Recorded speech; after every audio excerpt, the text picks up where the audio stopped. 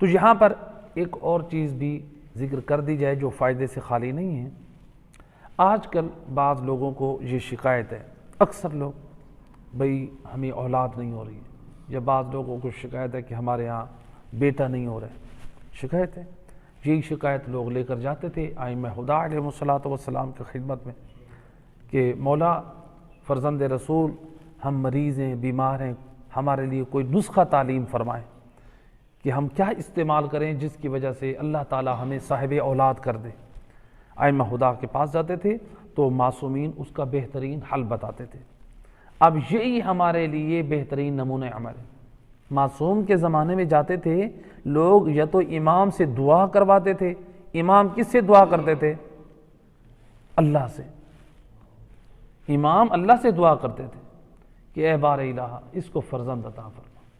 ہمارے شیخ صدوق رحمۃ اللہ علیہ بہت بڑے عظیم محدث عالم گزرے ہیں، تو جو کس سے پیدا ہوئے ہیں؟ امام زمانہ علیہ السلام نے دعا دی تھی ان کے والد کو، اللہ تجھے فرزند عطا فرمائے۔ آپ نے دعا کی، کہا اللہ تجھے فرزند عطا کرے گا جو مذہب و ملت کے خدمت گزار ہوں گے، جن میں سے 2 فقیہ بنے اور ایک اپنے زمانے کا زاہد بنا۔ یہ شیخ صدوق وہ عالم دین ہیں، انہوں نے وہ کتابیں تالیف کی ہیں مذہب آل محمد کی۔ آج تک ہمارے فقہا اگر ان کی کتابوں کو جب تک پڑھ نہ لیں اس وقت تک مذہب امام جعفر صادق کی فقہ کا فتویٰ نہیں دیتے۔ یہ ہیں ہمارے علماء جو امام زمانہ علیہ السلام کی دعا سے پیدا ہو رہے ہیں۔ تو امام نے دعا دی ہے نا، دعا کی ہے اللہ سے، اور اللہ نے اس دعا کے صدقے میں فرزند عطا کیا۔ تو لہٰذا لوگوں کی شکایت ہے، لوگ کہتے ہیں کہ ہمیں اولاد نہیں ہو رہی، یہی شکایت لوگ ائمہ خدا علیہ السلام کے پاس لے کر جاتے تھے۔ ایک شخص آیا امام محمد باقر علیہ السلام، اللہم صلی علی، آ کر کہتے ہیں مولا میری اولاد نہیں ہو رہی ہے، میں بہت پریشان ہوں، مجھے کوئی ایسا عمل بتائیں جس سے میں صاحب اولاد ہو جاؤں۔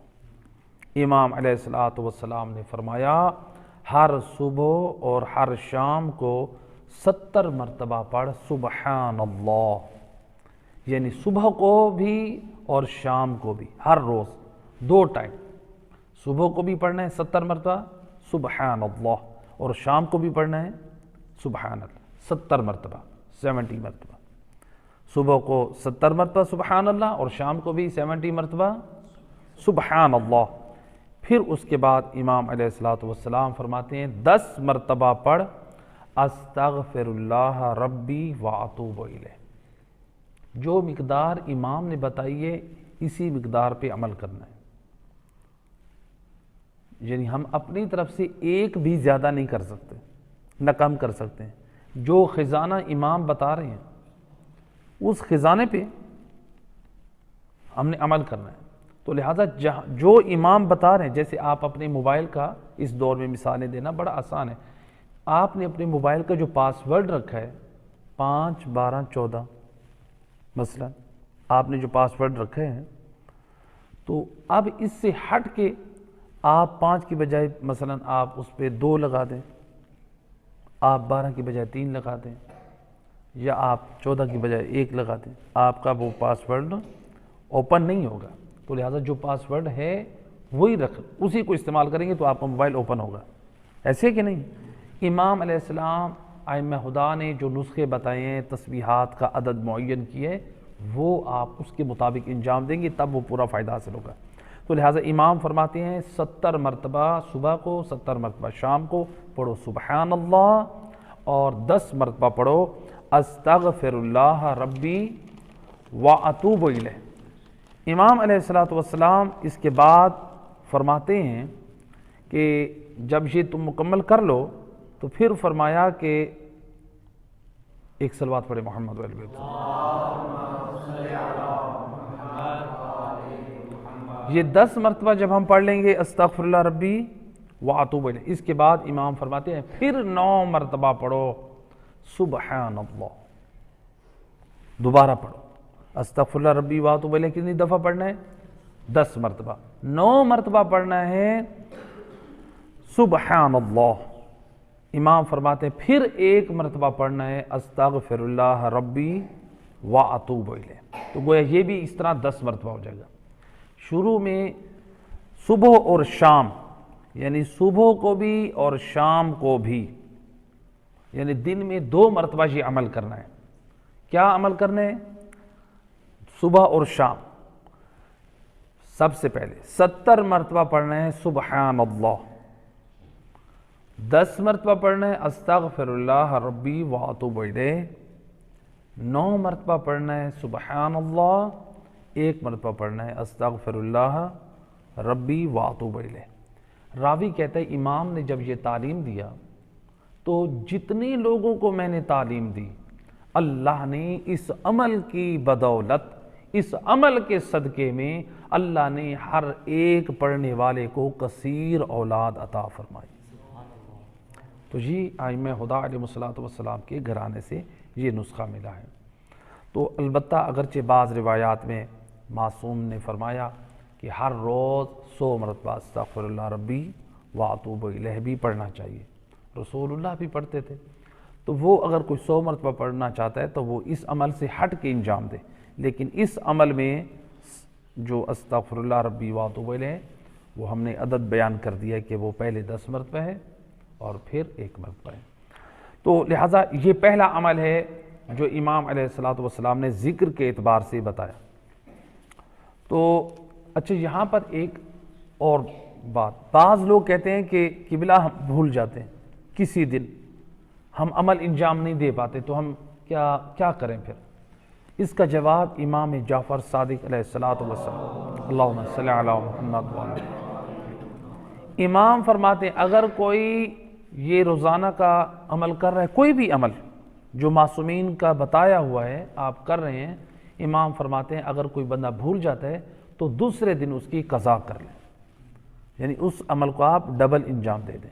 اگر آپ کو شام کو یاد ہے آپ شام کو بھی انجام دے سکتے ہیں، یعنی اس دن آپ کو مثال کے طور پہ آپ نے کوئی ذکر فرسٹ ٹائم، آپ ویسے تو آپ نے فرسٹ ٹائم اور شام کو کرنا ہے، صبح اور شام کو کرنا ہے، تو دوسرے دن پھر آپ اس کی قضا کر لیں، تو بہرحال دوسرے دن اس کی صبح اور شام کو قضا ہو جائے گی۔ اب یہاں پر ایک اور جو ہمارے پاس عمل ہے معصومین کی طرف سے، تو لہٰذا اس جو روایت میں ذکر ہوا نا کہ دوسرے دن قضا کر لیں، تو اس کا مطلب ہے صبح اور شام کو ہی قضا کرنی ہے، ہم کسی اور وقت میں نہیں کر سکتے، یعنی دوسرے دن جو قضا کریں گے اس کو ڈبل انجام دیں۔ تو یہاں پر ایک اور روایت ہے امام حسن مجتبی علیہ الصلوۃ والسلام، اللہم صلی علی محمد، ایک شخص نے کہا کہ مولا یعنی میرے ہاں اولاد نہیں ہو رہی ہے، تو امام علیہ الصلوۃ والسلام نے فرمایا جو شخص زیادہ اولاد چاہتا ہے وہ کثرت سے استغفار کرے، کثرت سے استغفار کرے۔ تو روایت ہے کہ ایک شخص نے امام محمد تقی علیہ الصلوۃ والسلام کو، اللہم صلی علی، امام کو خط لکھا، مولا مجھ پہ بہت زیادہ قرض ہے اور بہت زیادہ قرض ہے۔ امام علیہ السلام نے فرمایا کثرت سے استغفار پڑھ اور سورہ انا انزلنا کو کثرت سے پڑھ، تو استغفار کے بہت فائدے ہیں، قرض بھی ادا ہوتا ہے اور اولاد بھی ہوتی ہے، گھر میں خوشحالی آتی ہے۔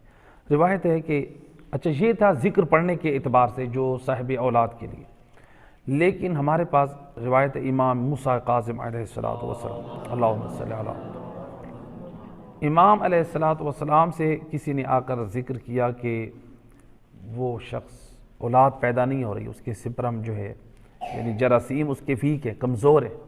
امام علیہ السلام نے فرمایا کہ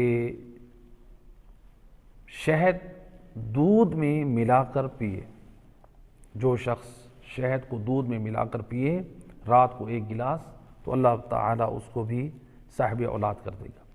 تو البتہ شہد دودھ میں ملا کر پینا، یعنی یہ عورت اور مرد دونوں استعمال کریں، تو دودھ میں معصومین نے جو تاکید کی ہے وہ ہے گائے کا دودھ، اور شہد میں آپ دیکھ لیں اگر شہد آپ کو اصلی جو چھوٹے والا مل جاتا ہے تو وہ سب سے افضل اور بہتر ہے، تو اس کو استعمال کریں۔ اور اس کے بعد امام علیہ الصلوۃ والسلام نے ایک اور حدیث میں فرمایا جس شخص کو اولاد نہ ہو رہی ہو، امام فرماتے اس کو چاہیے کہ مرغی کا انڈا سفید پیاز میں پکا کر استعمال کرے، یعنی اگر اس میں زیتون کے تیل میں پکائے تو یہ زیادہ بہتر ہے، افضل ہے۔ کس کو؟ مرغی کے انڈے کو سفید پیاز میں۔ تو مرغی جو ہے وہ یعنی جو گھروں میں ہوتی ہے دیسی مرغی ہو، تو وہ انڈا سفید پیاز میں پکا کر استعمال کرنے سے اولاد زیادہ بھی ہوتی ہے، اور جس کے ہاں اولاد نہیں ہے اس کو بھی اولاد ہوتی ہے۔ تو یہ اس سے انسان کے جراثیم جو ہے قوی ہوتے ہیں۔ تو دیسی مرغی کے اپنے انڈے کے فوائد ہیں۔ آج لوگ مختلف ٹیبلٹس اور یہ چیزیں فضول چیزیں استعمال کرتے ہیں، تو اللہ سبحانہ و تعالیٰ نے جو ان قدرتی چیزوں میں جو قوت رکھی ہے، جو طاقت رکھی ہے، ہمارے جو افراد ہیں، جوان ہیں، تو لہٰذا ان کو چاہیے یہ اللہ تعالیٰ نے جو طبیعی چیزیں رکھی ہیں ان کو استعمال کریں۔ دیسی انڈے میں اللہ نے ایک طاقت رکھی ہے، معصومین نے اس کی بہت زیادہ تاکید کی ہے، دیسی انڈے کا زیادہ استعمال کریں تو جو انسان کے لیے شادی شدہ افراد کے لیے مفید ہے، تو اس میں زیادہ اولاد بھی ہوتی ہے، جو معصومین علیہ الصلوۃ والسلام کی طرف سے تاکید ہے۔ تو بہرحال یہ تھا امام نے نسخہ عمل تعلیم دیا کہ جس کے ہاں اولاد نہ ہو رہی ہے وہ کیا چیز استعمال کرے۔ اب ہمارے پاس ایک اور روایت ہے، ایک منٹ کی صلوات پڑھے محمد و اہل بیت سے، اللہم صلی اللہ علیہ وسلم۔ امام علی رضا علیہ السلام کی خدمت میں ایک شخص آیا، آ کر کہتا ہے یبن رسول اللہ، میں مریض ہوں، میری اولاد نہیں ہو رہی ہے۔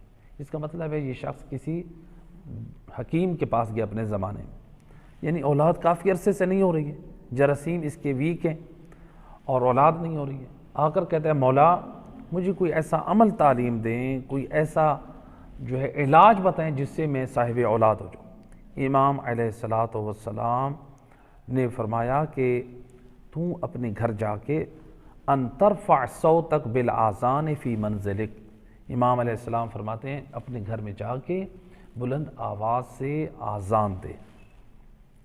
تو صرف ایک مرتبہ تو یہ ہے کہ ہم آذان دیتے ہیں نماز کے لیے، مستحب ہے، اس کی بہت زیادہ تاکید ہے۔ امام جعفر صادق علیہ السلام، اللہم صلی علی محمد وعلی محمد، امام فرماتے ہیں جو شخص ہر نماز سے پہلے اذان اور اقامت دے کے نماز پڑھتا ہے، اس مومن کے پیچھے، وہ فرادہ نماز پڑھ رہا ہوتا ہے، اس کے پیچھے 2 صفیں فرشتوں کی نماز با جماعت پڑھتی ہیں۔ یہ مومن کی عظمت اور شان اس کی جو اذان اور اقامت دیتا ہے۔ لیکن جو بندہ 2 نمازیں اکٹھی پڑھے، جیسے ظہر اور عصر کی پڑھتے ہیں، اور ان کے درمیان نافلہ نہ پڑھیں اور ان کے درمیان زیادہ فاصلہ بھی نہ ہو، تو پھر آیت اللہ سیستانی اور آیت اللہ سعید الحکیم بعض فقہا فرماتے احتیاط واجب ہے کہ پھر آپ پہلی نماز کے لیے صرف اذان اور اقامت دے سکتے ہیں، دوسری کے لیے صرف اقامت دیں۔ تو اذان آپ نے ایک دینی ہے جب 2 نمازیں اکٹھی کر کے پڑھنے لگیں۔ تو ضمناً یہ مسئلہ آ گیا، تو یہ اذان کبھی کبھار گھر میں دینا مصیبتوں کو دفع کرنے کے لیے بہت مفید ہے، اور اولاد کو طلب کرنے کے لیے اذان کو دینا چاہیے، جو خود امام علیہ السلام اس کی سفارش فرما رہے ہیں۔ تو اس نے جا کر یہ عمل شروع کیا، اپنے گھر میں یہ اذان دیتا ہے۔ راوی کہتا ہے فَفَعَلْتُ، میں نے امام کے حکم پر عمل کیا، میں نے اپنے گھر میں اذان دی، فَأَذْهَبَ اللَّهُ عَنِّي سُقْمِي وَقَصُرَ وَلَدِي، اللہ نے اس اذان کی برکت کے صدقے میں میرے اس مرض کو دور کر دیا اور مجھے کثرت اولاد عطا کر دی۔ تو یعنی